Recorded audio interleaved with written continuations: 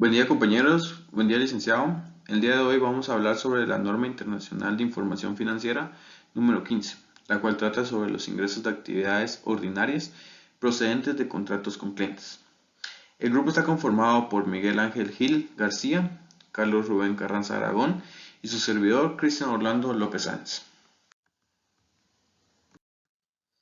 Hablaremos sobre el objetivo de la norma. Nos menciona que el objetivo principal es que la entidad presente información útil a los usuarios de los estados financieros sobre los ingresos de actividades ordinarias y flujos efectivos que surgen sobre el ingreso de los contratos obtenidos por un cliente.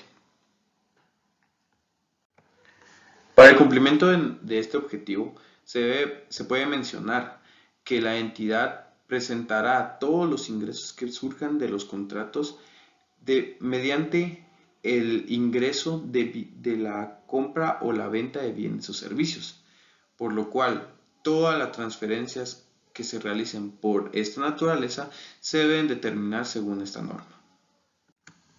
El alcance de esta norma nos menciona que se aplicarán directamente a los contratos con clientes, exceptuando aquellos que sean contratos de arrendamiento, contratos de seguros, los instrumentos financieros y otras obligaciones contractuales y los intercambios no monetarios entre entidades. Nos menciona esto porque estas cuatro opciones tienen sus propias normas que evalúan cada naturaleza de los mismos. Ejemplo, los contratos de arrendamiento tienen la norma internacional de información financiera número 16, los contratos de seguros la NIF 17, los instrumentos financieros la NIF 9. Por lo cual, se tienen que tomar la normativa de cada una de ellas. Se aplicará esta norma únicamente si la otra parte del contrato es un cliente. Siguiendo con las diapositivas, vamos a mencionar lo que es la identificación del contrato. Una identificación de contrato se determinará únicamente cuando cumpla con todos los criterios de esta norma. Hay que mencionar que un contrato es un acuerdo entre dos o más partes que crea derechos y obligaciones. Una de los apartados o de los criterios que nos menciona esta norma es que el contrato tiene que ser únicamente comercial, por lo cual otros contratos que se puedan determinar nos amparan en esta norma. De igual forma nos habla sobre las condiciones que las dos partes puedan tener y sobre todas aquellas partes que tienen que estar aprobadas por cada una de los contratantes. Otro de los apartados que nos menciona la norma es la combinación de los contratos. Nos dice que se combinarán uno o más contratos realizados aproximadamente al mismo tiempo con el mismo cliente y se contabilizará cuando cumplen con los siguientes criterios. Cuando los contratos se negocian con un objetivo comercial único, cuando el importe a pagar en un contrato depende del precio y del desempeño del otro contrato, y cuando los bienes o servicios comprometidos en los contratos son una obligación de desempeño única. Cuando se pueden tomar en cuenta estos criterios, los contratos se pueden combinar y contabilizar como uno solo. La norma nos menciona sobre las modificaciones de un contrato. Nos dice que se modificará un contrato cuando sea un cambio en el alcance o en el precio.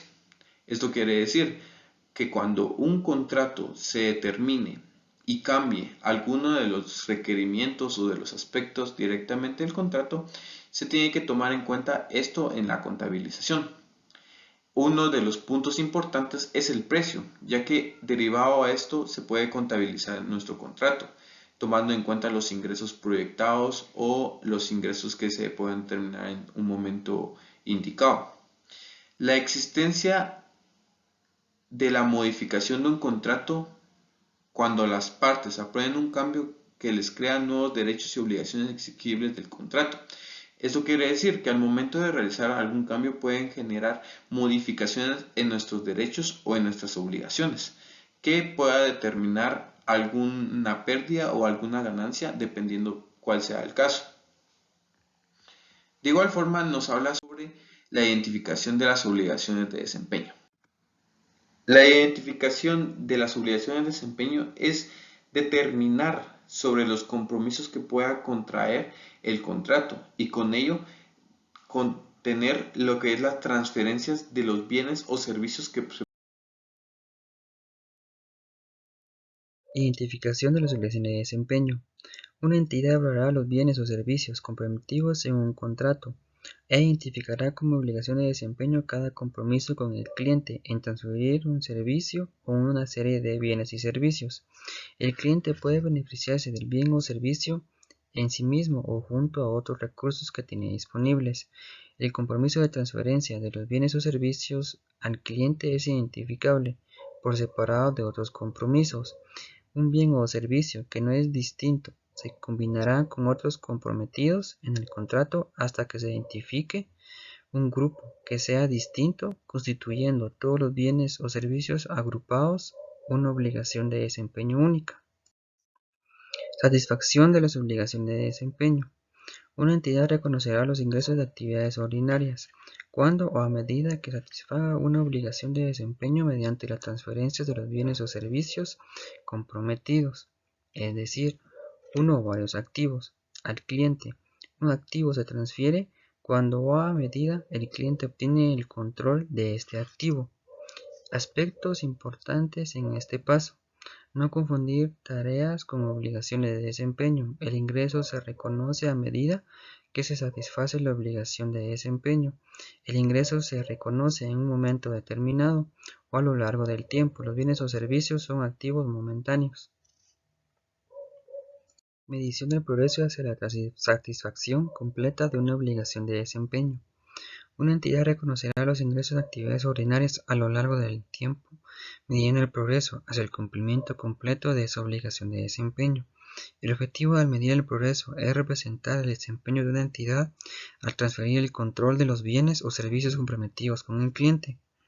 Una entidad distribuye el precio de la transacción a cada obligación de desempeño por un importe que representa la parte de la contraprestación a la cual la entidad espera tener derecho a cambio de transferir los bienes o servicios comprometidos con el cliente.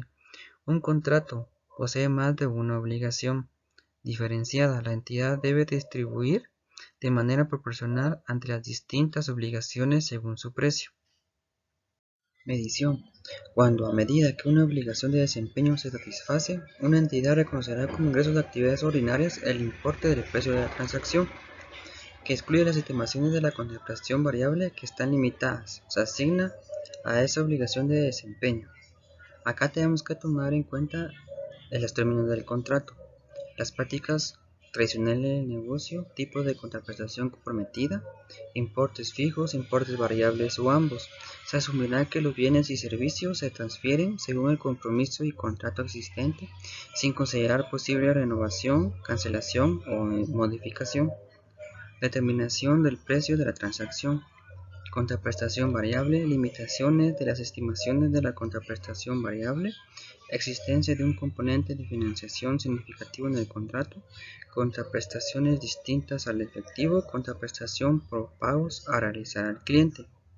El importe de la contraprestación a la que la entidad espera tener derecho a cambio de transferir los bienes y servicios comprometidos al cliente, excluyendo los importes recaudados en nombre de terceros. La contraprestación es variable, sí, son créditos, reducciones de precio, incentivos, penalizaciones, primas de desempeño o reembolsos. Estimación de la compensación variable. Acá está el método del valor esperado, que es la suma de los importes ponderados según la modalidad en un rango de importe de contraprestación posible. Y está el método del importe más probable, que es el importe individual más probable en un rango de importes de contraprestación variables posibles. Buenos días, compañeros. Siguiendo con la exposición de la NIF 15, hablaremos acerca de la asignación del precio de las transacciones de desempeño. El objetivo en cuanto a la asignación de los precios es asignar la contraprestación que una entidad espera recibir por los bienes o servicios que queden implícitos dentro de un contrato. Para ello tenemos la asignación a los precios de venta independientes. La norma específicamente nos dice que el precio de venta independiente es el precio al que una entidad vendería un bien o servicio comprometido de forma separada a un cliente. Una de las formas para determinar el precio de venta puede ser el análisis del mercado. Este análisis se refiere a que se debe analizar el bien o servicio que se está vendiendo dentro del mercado para determinar la cantidad que un cliente estaría dispuesto a pagar por ese bien y servicio. Asimismo, otro método para determinar el precio de venta es asignarle un margen al costo, esto para poder determinar nuestro precio de venta. Siguiendo con las asignaciones que justamente la norma nos da, tenemos la asignación de un descuento. Como bien sabemos, los descuentos son reducciones que se dan a las compras que una persona realiza, que muchas veces están ligadas a ciertos factores o ciertas circunstancias que deben de cumplirse. Y la norma nos indica que un cliente recibe un descuento por comprar un grupo de bienes o servicios si la suma de los precios de venta independientes de dichos bienes o servicios comprometidos en el contrato supera la contraprestación acordada. Tal y como les decía, la norma hace referencia justamente al volumen de compras que un cliente debe de realizar para hacerse valedor del descuento que quede implícito del contrato. Asimismo, a lo largo del tiempo pueden suscitarse cambios en el precio de las transacciones y la norma nos indica que una entidad asignará a las obligaciones de desempeño del contrato los cambios posteriores en el precio de la transacción sobre la misma base que al comienzo del contrato. Dichos cambios que pueden surgirse por cambios en el mercado, cambios de condiciones o incertidumbres que se tenían al momento de hacerla. Y es por ello que la norma nos habla justamente de ello. Asimismo, dentro de los contratos puede que tengamos en ocasiones asignación de contraprestaciones variables, contraprestaciones que están sujetas a diversos factores, por lo cual no sea posible determinar un precio fijo. Y la norma nos indica que la contraprestación variable que se compromete en un contrato puede atribuirse al contrato en su totalidad o una parte específica del mismo de cualquiera de las formas siguientes. Puede atribuirse este mismo a una o más obligaciones de desempeño, asimismo como a uno o más de los bienes o servicios que queden implícitos del contrato.